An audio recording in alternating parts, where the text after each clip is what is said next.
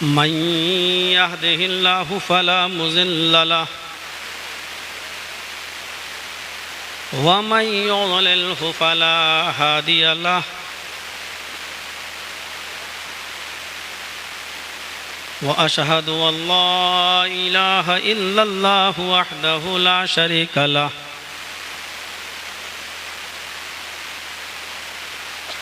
व अशहदु अन्न मुहम्मदन अब्दुहु व रसूलुहु अम्मा बाद फ़इन्न खैरल हदीस किताबुल्लाह व खैरल हदी हदी मुहम्मदिन सल्लल्लाहु अलैहि वसल्लम व शर्रिल उमूरि मुहदसातुहा व कुल्लु मुहदसतिन बिदअह व कुल्लु बिदअतिन ज़लालह व कुल्लु ज़लालतिन फिन्नार।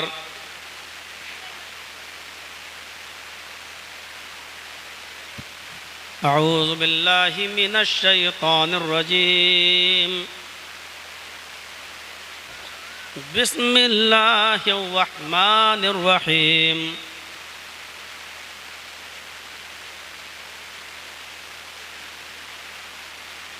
वमा खलक़तुल जिन्न वल इंस इल्ला लियअबुदून।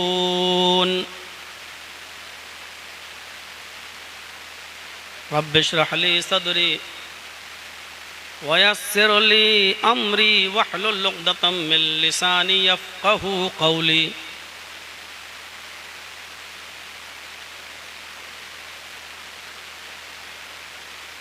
स्टेज पर तशरीफ़ फरमा मुअक्कर उलमाए किराम और बिलखुसूस इस इजलास के रूह रवां फ़ज़ीलतुश शेख मौलाना अतहर मदनी हफ़िज़हुल्लाह और फ़ज़ीलतुश शेख मौलाना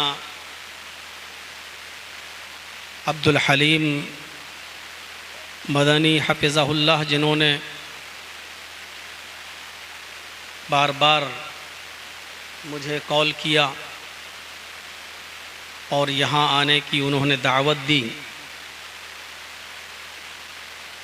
24 तारीख़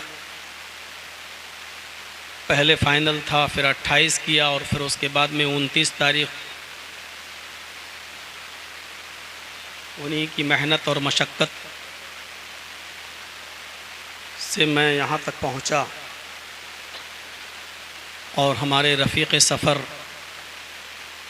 मोहतरम डॉक्टर फ़रीद अहमद साहब, जो बराबर कांटेक्ट में रहे और सिद्धार्थ नगर नौगढ़ की स्टेशन पर जिन्होंने मुझे रिसीव किया, फिर मुझे अपने स्कूल ले गए, वहाँ ठहराया और फिर वहाँ से बॉर्डर तक अपनी गाड़ी से मुझे यहाँ तक लेकर आए। और हमारे दूसरे रफ़ीक़ सफ़र जो लखनऊ से चलकर यहाँ तक हमारे साथ आए, डॉक्टर मोहम्मद गौस साहब, जिनकी बड़ी चाहत थी नेपाल आने की। मोहतरम एक हॉस्पिटल चलाते हैं लखनऊ में न्यू रिलैक्स के नाम से। उन्होंने कहा कि मैं भी चलता हूँ, आप उस इलाके के लोगों को बताइएगा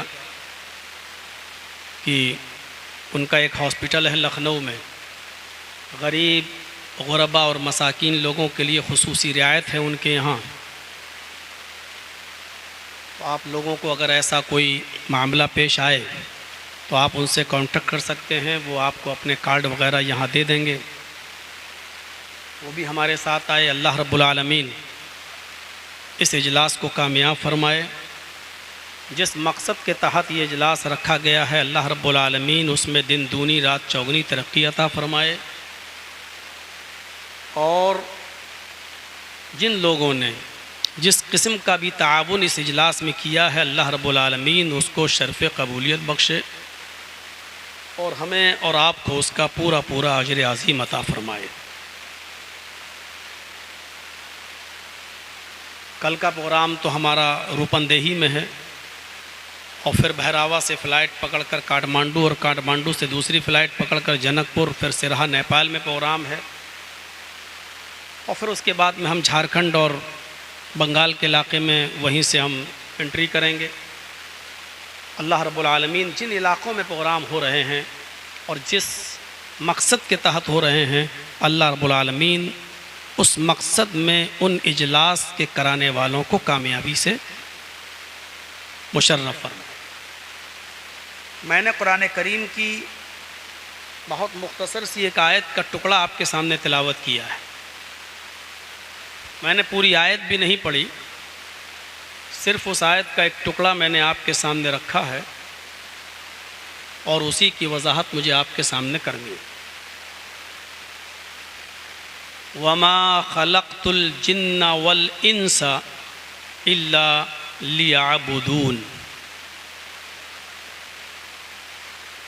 हर इंसान को इस बात पर गौर करना भी चाहिए कि इस दुनिया में हमारे आने का मकसद क्या है। हम पैदा हुए हैं, बचपन से लेकर जवानी और जवानी से लेकर बुढ़ापा और बुढ़ापे के बाद एक दिन हम दुनिया से चले जाते हैं। तो क्या हमारी ज़िंदगी का सिर्फ यही मकसद है कि हम पैदा हों, बचपना माँ बाप की गोद में गुजारें, जवानी हम कारोबार और बिज़नेस करके ख़त्म कर लें, बुढ़ापा हम फिर अपने औलाद के सहारे जिएं और एक दिन आकर मर जाएं और कब्र में चले जाएं, बस हमारा काम ख़त्म हो गया?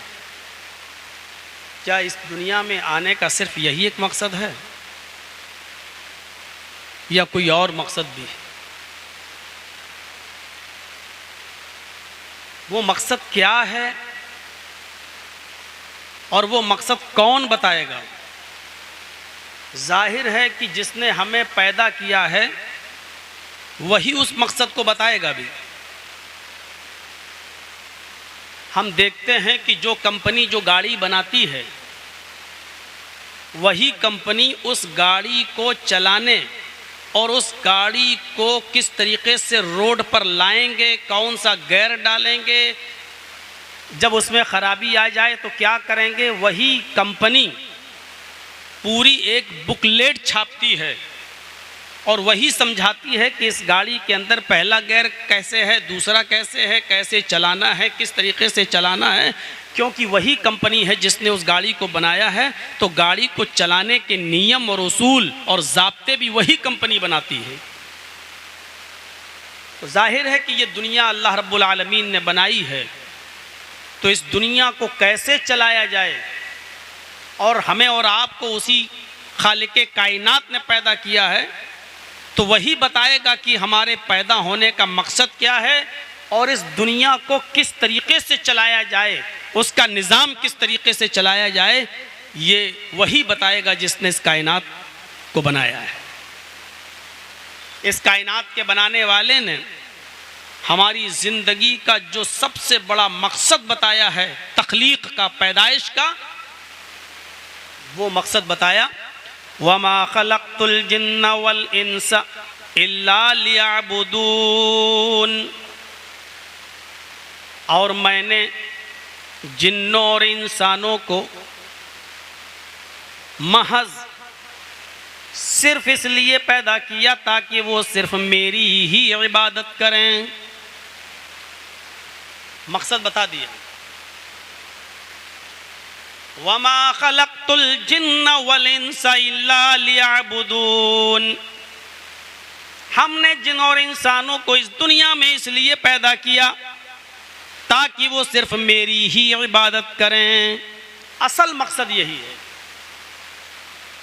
दुनिया में कोई भी चीज़ आप उठाकर देखें जिसको हम बरत रहे हैं, झेल रहे हैं, इस्तेमाल कर रहे हैं, कोई भी चीज़ बेमकसद नहीं है। अभी आप देख रहे हैं मेरे सामने माइक लगा हुआ है और माइक में थोड़ी सी गड़बड़ी होती है आवाज़ की कमी और बेशी में, तो कोई साहब आते हैं बार बार, कोई माइक को आगे करता है कभी पीछे करते हैं, उसको का बैलेंस बना रहे हैं। मकसद आप समझ गए ना इस माइक का? इस माइक को बनाने वाले ने माइक इसलिए बनाया ताकि इसके जरिए दूर तक आवाज पहुंचाई जा सके, इसका साउंड अच्छा हो। अब ये माइक मेरे सामने लगा हुआ हो और उसमें आवाज ही ना आए, बिल्कुल आवाज ना दे, मेरी आवाज स्टेज पर बैठे हुए उलमा तक ना पहुंचे, तो आपको यकीनन गुस्सा आएगा।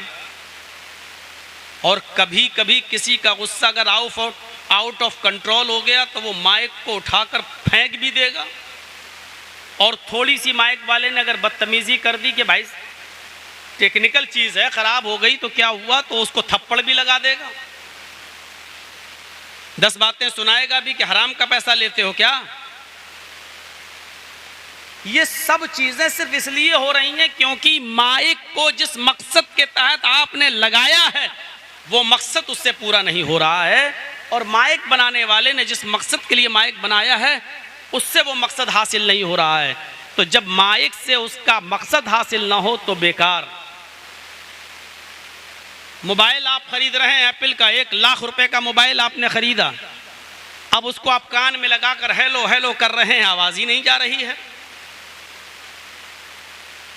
सिग्नल भी ठीक है, बैलेंस भी है, सब कुछ उसके अंदर है, लेकिन आवाज ही नहीं जा रही है।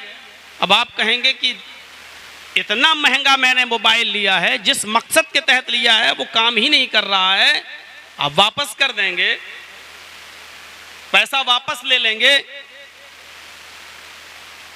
क्योंकि जिस मकसद के तहत आपने मोबाइल खरीदा था वो मोबाइल आपके उस मकसद को पूरा नहीं कर रहा है।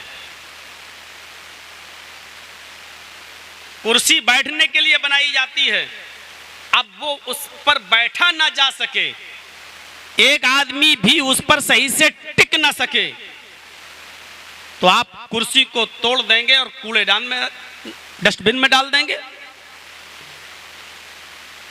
ये सब चीजें हमें ये बतला रही हैं कि जो चीज जिस मकसद के तहत बनाई गई है उससे वो मकसद अगर हासिल नहीं होता है तो वो चीज रिजेक्टेड है, बेकार है, किसी काम की नहीं है।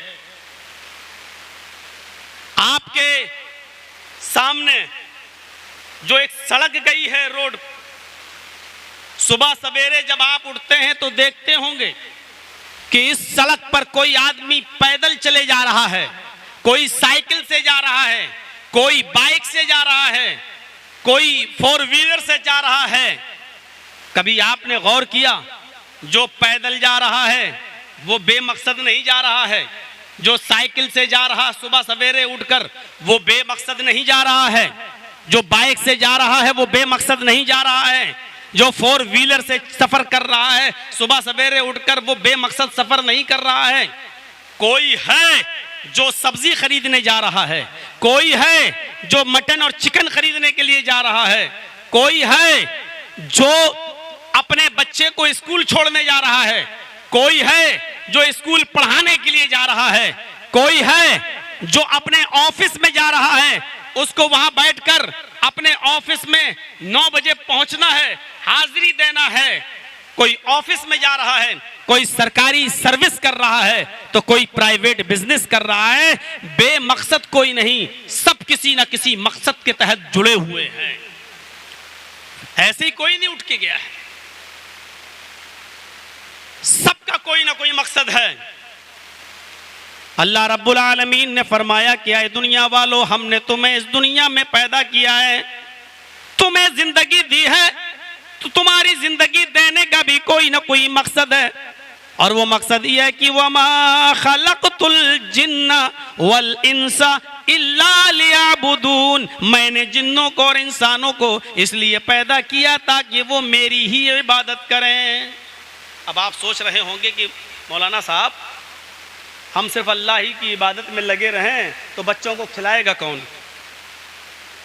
बच्चों की परवरिश कौन करेगा, मेहनत कौन करेगा, कमाएगा कौन। तो एक बात याद रखिएगा, एक मकसद होता है असली और एक मकसद होता है ज़िमनी। असली मकसद के आगे ज़िमनी मकसद बिल्कुल बेकार है। आपके यहाँ से तौलिबा बहुत करीब होगा,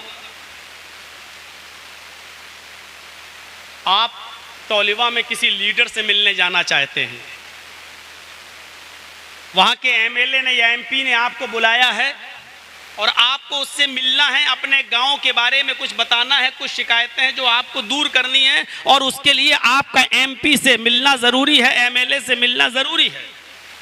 आपने अपनी बीवी से कहा कि मैं सुबह उठे आज मैं एमएलए साहब से मिलने जा रहा हूँ, तौलिबा जा रहा हूँ, लुम्बनी जा रहा हूँ, किसी बड़े शहर की तरफ आप निकल गए। अब आप वहाँ गए, तौलिबा तक पहुँचे, लुम्बनी तक पहुंचे, उसके घर तक गए, बैल बजाई, अंदर से उनका काम करने वाला कार सेवक नौकर निकला। जी कौन? कि साहब फला साहब। कहाँ से आए हो? सब फला जगह से आए हैं। किससे मिलना है? एमपी साहब से मिलना है। सब अभी अभी वो निकल गए हैं, काठमांडू चले गए। आप जिस मकसद के लिए गए थे वो मकसद आपका पूरा नहीं हुआ। अब आप लौट रहे हैं वहां से।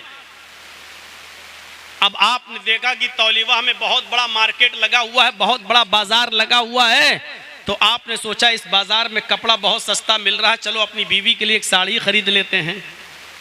आपने एक सस्ती सी साड़ी खरीद ली, क्योंकि आपके यहाँ वो साड़ी 1000 रुपये में मिल रही है और इस बाजार में वही साड़ी आपको 500-600 रुपये में मिल गई, तो आपने खरीद ली। 2 जोड़ा मोजा ले लिया, 2-4 जोड़े जूते चप्पल भी आपने खरीद ली, क्योंकि इस मार्केट में सस्ते मिल रहे हैं, आपने खरीद लिया। और ये सारी चीजें खरीद कर जब घर आए और गांव के लोगों ने पूछा साहब क्या हुआ, एमपी साहब से मुलाकात हुई? का साहब नहीं यार, हमारा तो लुम्बनी तक का सफर, तौलिबा तक का सफर बिल्कुल बेकार हो गया है, बेमकसद हो गया है, मकसद हल नहीं हुआ है, मकसद हासिल नहीं हुआ है, जिस काम के लिए गए थे वो काम हुआ ही नहीं। जबकि आपने साड़ी खरीदी है, आपने कपड़ा खरीदा है, आपके मार्केट से सस्ता कपड़ा मिला है, आपने जूते खरीदे हैं, आपने चप्पल खरीदी है, लेकिन इसके बावजूद आप क्या कहते हैं कि हमारा सफर बेकार हो गया, क्योंकि जिस मकसद के लिए गया था वो मकसद मेरा पूरा नहीं हुआ। मेरा असल मकसद था कि मैं एमपी साहब से मिलूं, एमएलए साहब से मिलूं, वो मुलाकात नहीं हो पाई। अगरचे रास्ते में ये सस्ती चीजें खरीद ली, ये ज़िमनी चीजें थी, ये ज़िमनी मकसद था, चलो जब आए हैं तो अब बेकार क्यों लौटूं, ये भी खरीद लूं, कम से कम 500-600 रुपए बच जाएंगे इस कपड़े पर। ये जूता जो हमारे यहाँ 600 रुपए का मिलता है, यहाँ 250-300 रुपए में मिल रहा है।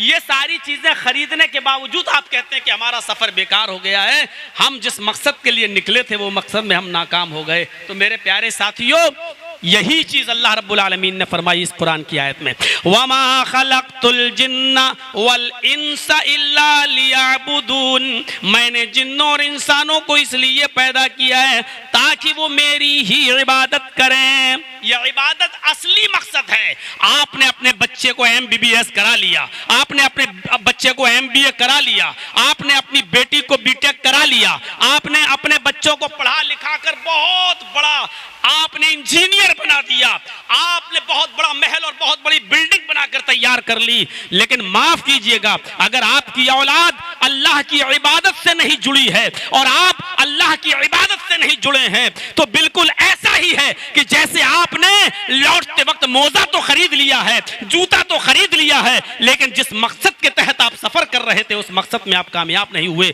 MP और MLA से मिलना था, उसमें आप नाकाम हो गए। बिल्कुल इसी तरीके से आप ज़िमनी मकसद में तो कामयाब हो गए, लेकिन आप अपने उस असली मकसद में फात हो चुके हैं, जिस मकसद के लिए हमें और आपको पैदा किया गया है, जिस मकसद के लिए हमें और आपको इस दुनिया में भेजा गया है, उस मकसद में हम नाकाम हो गए।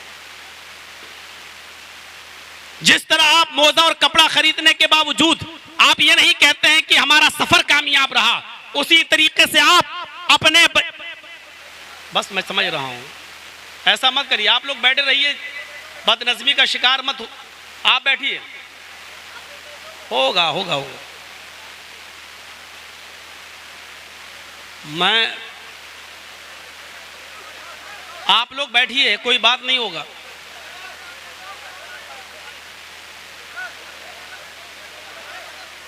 और आप लोग चले जाएंगे तो हम भी ख़त्म कर दें तकरीर, क्या करेंगे। रज़ाकार देख रहे हैं, ये खुराफात होना ही थी। रज़ाकारान हजरात से गुजारिश है कि वो बच्चों को समझाएं, और तमाम हाजरीन से गुजारिश है, छोटे छोटे बच्चे, छोटे बच्चों की बातों को मत लें। आप लोग आइए, तशरीफ़ लाइए, प्रोग्राम हॉल में तशरीफ़ लाइए, बच्चों की बातों को ज़्यादा वो मत। आप थोड़ा सा इधर तवज्जो दीजिए। तो मैंने जो अभी एक मिसाल जो आपको दी है कि आप जैसे उस सफ़र को बेकार कहते हैं, जैसा कि आप लौट के आ रहे हैं, सब कुछ खरीद के ला रहे हैं, फिर भी आप कहते हैं नहीं मेरा सफ़र बेकार हो गया, क्योंकि असली मकसद में हम कामयाब नहीं हुए, जिससे मिलना था उससे मुलाकात नहीं हुई। उसी तरीके से आप समझ लीजिएगा, हम अपने बच्चे को पढ़ा लिखा कर डॉक्टर बना लें, इंजीनियर बना लें, MBA करा लें, BTech करा लें, लेकिन अगर हम अपने बच्चों को अल्लाह की इबादत से नहीं जोड़ सके, असल मकसद से नहीं जोड़ सके, और हम खुद उससे नहीं जुड़ सके, तो हमारा ज़िम्नी मकसद तो पूरा हो गया, लेकिन असली मकसद हल नहीं हुआ। दुनिया में बदअमनी क्यों है? दुनिया में बदअमनी क्यों है? उसकी असल वजह यही है कि हमने दुनिया को उसके असली मकसद से दूर कर दिया है। हम ये समझाने में नाकाम रहे कि तुम्हारा असली मकसद क्या है, और जब लोगों को असली मकसद समझ में आ जाए, असली मकसद समझ में आ जाए, तो याद रखिएगा दुनिया से बदअमनी मिट जाएगी, अशांति खत्म हो जाएगी, और शांति ही शांति दुनिया में हो जाएगी, अगर उनको ये पता चल जाए कि हमारा असली मकसद क्या है जिंदगी का। लेकिन असली मकसद तय कौन करेगा? किसी लीडर से पूछो कि दुनिया में बदअमनी क्यों है। थोड़ा सा आप इस पर तवज्जो दें, उसके बाद हम दूसरी चीज पर आ रहे हैं। आप किसी लीडर से पूछो कि दुनिया में बदअमनी क्यों है, तो वो अपने हिसाब से जवाब देगा। वो कहेगा दुनिया में बदअमनी इसलिए है कि दुनिया की पॉपुलेशन, दुनिया की आबादी बढ़ती जा रही है। खेत में 100 आदमियों का अनाज पैदा होता है और 150 लोग पैदा हो चुके हैं, तो अब सब्जियों में इंजेक्शन नहीं लगाए जाएंगे तो क्या होगा? अब देसी मुर्गियां खत्म होकर पोल्ट्री नहीं आएंगी तो क्या होगा? मसनूई सब्जियां और मसनूई चीजें अगर वजूद में नहीं लाएं तो हम इनका पेट कैसे पालें? किसी लीडर से, पॉलिटिशियन से अगर आप पूछें कि दुनिया में बदअमनी क्यों, तो उसका जवाब देगा कि बढ़ती हुई आबादी। किसी फिलोसफर से और किसी फलसफी से अगर आप पूछें कि दुनिया में बदअमनी क्यों, तो वो उसको अपनी अकल से जवाब देगा, कहेगा कि इसकी वजह, इसका रीजन है एटम बम। हर मुल्क ये चाहता है कि हम परमाणु बम बना लें, परमाणु शक्ति बन जाएं, ताकि हमारा पड़ोसी और हमारा मुखालिफ मुल्क, हमारा मुखालिफ दुश्मन हम पर आंख न दिखा सके। अगर आंख दिखाए तो हमारे पास भी उसको आंख दिखाने का मौका हो। आज दुनिया में बदअमनी की एक वजह यह भी है। एक फिलोसफर से पूछो तो वो कहेगा कि दुनिया में बदअमनी की वजह यही है, इजराइल के पास परमाणु बम है, ईरान चाहता है कि मैं भी बनाऊं ताकि वक्त आने पर मैं अपने दुश्मन को जवाब दे सकूं। और फिर देखिए कि इन दोनों मुल्कों में कैसी जंग छिड़ी हुई है, ज़बानी जंग भी और हथियार वाली जंग भी, क्योंकि इस्राइल नहीं चाहता है कि ईरान परमाणु शक्ति बने। या यूं कह लो कि कमजोर ममालिक चाहते हैं कि हम भी परमाणु शक्ति बन जाएं, ताकि ये ताकतवर ममालिक हमको और न दबा सके और न डरा करा सकें। इसलिए बदअमनी की वजह यह है कि अगर हमारे पास अगर परमाणु हथियार नहीं है तो दुनिया में किसी के पास ना हो, अगर उनके पास है तो हमारे पास भी होना चाहिए। ये एक फिलोसफर आपको जवाब देगा, फलसफी जवाब देगा कि दुनिया में बदअमनी की वजह है एटम बम, परमाणु हथियार। या तो सबसे खत्म हो जाए या सबको इसकी इजाजत दे दी जाए, और ऐसा नहीं होगा। किसी कम्युनिस्ट से पूछो कि दुनिया में बदअमनी क्यों है, तो उसका जवाब कम्युनिस्ट ये देगा कि दुनिया में बदअमनी की असल वजह है सरमायादाराना निजाम। दुनिया में कोई बहुत अमीर है और कोई बहुत गरीब है। दुनिया में बदअमनी की वजह यह है, गरीब चाहता है कि मैं अमीर बन जाऊं, अमीर चाहता है कि मैं पहले से ज्यादा अमीर हो जाऊं। अगर सबको बराबर बराबर रकम दे दी जाए, सबको बराबर बराबर मकान दे दिए जाएं, सबको बराबर बराबर चीजें दे दी जाएं, तो दुनिया में बदअमनी खत्म हो जाएगी, शांति ही शांति होगी।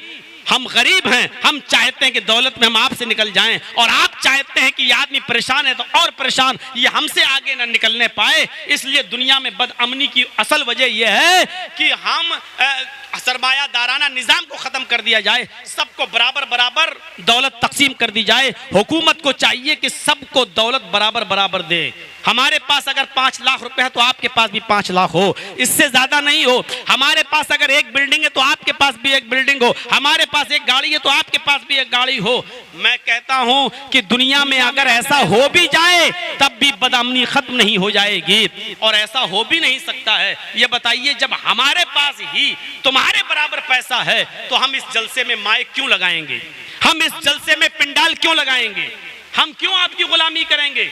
आपके पास जितनी रकम है उतनी हमारे पास है, हम क्यों रिक्शा चलाएंगे, हम क्यों मजदूरी करेंगे, हम क्यों आपके घर और मकान की तामीर करेंगे, हम क्यों सुबह 9 बजे आएंगे और 5 बजे अपने सर पर ईंटें लाद कर आपकी मजदूरी करेंगे और चले जाएंगे? क्यों? हम तो आपके बराबर हैं दौलत में, हम तो आपके बराबर हैं पैसे में, तो हम ऑटो क्यों चलाएं, हम टैक्सी क्यों चलाएं, हम बस क्यों चलाएं, हम रिक्शा क्यों चलाएं, हम पिंडाल क्यों लगाएं, हम माइक क्यों लगाएं, हम क्यों मजदूरी करें और मिस्त्रीगिरी का काम करें? अगर सब में दौलत बराबर बराबर तकसीम हो जाएगी तो फिर मेरे भाइयों दुनिया का निजाम बिगड़ के रह जाएगा। कोई आपको होटल खोलने वाला नहीं मिलेगा, कोई दाल और चावल बेचने वाला नहीं मिलेगा, क्योंकि हमारे पास तो पैसा तुम्हारे बराबर है। हम क्यों दाल बेचें, हम क्यों सब्जी बेचें, हम क्यों मटन बेचें, हम क्यों चिकन बेचें? मेरे भाइयों ऐसा नहीं हो सकता है। लेकिन असल वजह यह भी नहीं, ना एटम बम है बदअमनी का रीजन, ना ही ये जो चीज अभी हमने लास्ट में आपके सामने बताई सरमायादाराना निजाम, और ना ही मुल्क की बढ़ती हुई पॉपुलेशन और आबादी, ये असली रीजन नहीं है बदअमनी का। बदअमनी का असली रीजन यह है कि हमने मुल्क को, हमने दुनिया को उसके असली मकसद से दूर कर दिया है, उसको बताया नहीं कि असली मकसद क्या है। अभी आप फर्ज कर लीजिए, एक मिसाल मैं आपको दे रहा हूं, उसके बाद में हम आते हैं। एक मिसाल पर गौर कीजिए। एक स्कूल है, सुबह 9 बजे खुलता है और 2 या 3 बजे उसमें छुट्टी हो जाती है। आपका बच्चा इसी स्कूल में पढ़ता है, 9 बजे का स्कूल है, आपका बच्चा 8:30 बजे स्कूल में आ जाता है। नर्सरी में पढ़ता है, छोटे छोटे बच्चे हैं, नर्सरी में पढ़ते हैं ये बच्चे, कोई फर्स्ट केजी में, कोई एलकेजी में, कोई यूकेजी में, कोई फर्स्ट में, कोई सेकंड में। स्कूल 9 बजे का है, बच्चे 8:30 बजे आ जाते हैं। अभी प्रेयर नहीं हुई है, अभी घंटी नहीं लगी है, आधा घंटा बाकी है। उन बच्चों को आप देखेंगे कि वो स्कूल के ग्राउंड में खेलेंगे, कूदेंगे, शोर करेंगे, हंगामा करेंगे, एक दूसरे को पकड़ेंगे, एक दूसरे को मारेंगे। कोई पेड़ पे चढ़ रहा होगा, कोई क्रिकेट खेल रहा होगा, कोई लड़ रहा होगा, कोई किसी का कॉलर पकड़ता है, कोई किसी को नीचे गिराता है। कितना हंगामा होता है। उन बच्चों के दरमियान अचानक 9 बजता है, घंटी बजती है और बच्चे अपने अपने क्लास में चले जाते हैं और बच्चे बिल्कुल खामोश हो जाते हैं। मैं पूछता हूं अब क्या हुआ, ये बच्चे एकदम खामोश क्यों हो गए? अभी तक शोर कर रहे थे, क्यों? क्या ये घर से खाना खाकर नहीं आए थे? नहीं। क्या ये भूखे आए थे? नहीं। क्या ये अपने माँ बाप से सीख कर आए थे कि बच्चों स्कूल में जाना और लड़ना? नहीं। अभी तक लड़ रहे थे, अचानक खामोश हो गए। अचानक खामोश इसलिए हुए कि टीचर ने उनको उनके असली काम से, उनको उनके असली मकसद से लगा दिया कि बच्चों तुम पढ़ने आए हो, पढ़ो, तुम मैथ का काम करो, ब्लैक बोर्ड पे कोई चीज लिख दी, तुम ये काम करो क्योंकि तुम स्कूल में पढ़ने आए हो। उनको उनके असली मकसद से लगा दिया। बच्चों में जंगो जिदाल खत्म, हंगामा आराई खत्म, गुस्सा गर्मी खत्म, सारे बच्चे जो अभी लड़ रहे थे सब खत्म, और फिर अपने असली मकसद से लग जाते हैं और फिर वो अपना काम करना शुरू कर देते हैं। मेरे भाइयों, यही दुनिया का असली मकसद है कि हमने लोगों को असली मकसद से जोड़ा नहीं है। कोई कह रहा है कि दुनिया की बढ़ती हुई आबादी बदअमनी की वजह है, कोई कहता है कि नहीं सरमायादाराना निजाम जो है वो बदअमनी की वजह है, कोई कहता परमाणु और एटमी बम ये दुनिया की बदअमनी की वजह है। ये कोई वजह नहीं है। दुनिया की असल बदअमनी की वजह यह है कि हमने लोगों को उनके असली मकसद से नहीं लगाया। जिस मकसद के लिए अल्लाह ताला ने उनको पैदा किया है, हम उनको उनके असली मकसद में लगा दें तो ये बदअमनी खत्म हो जाए। और असल मकसद क्या है? वमा खलक़तुल जिन्ना वल इंसा इल्ला लियअबुदून। हमने जिन्नों और इंसानों को सिर्फ इसलिए पैदा किया ताकि वो मेरी ही इबादत करें, मेरी ही परिस्तिश करें, मेरी ही पूजा करें। असली मकसद से जोड़ दीजिए।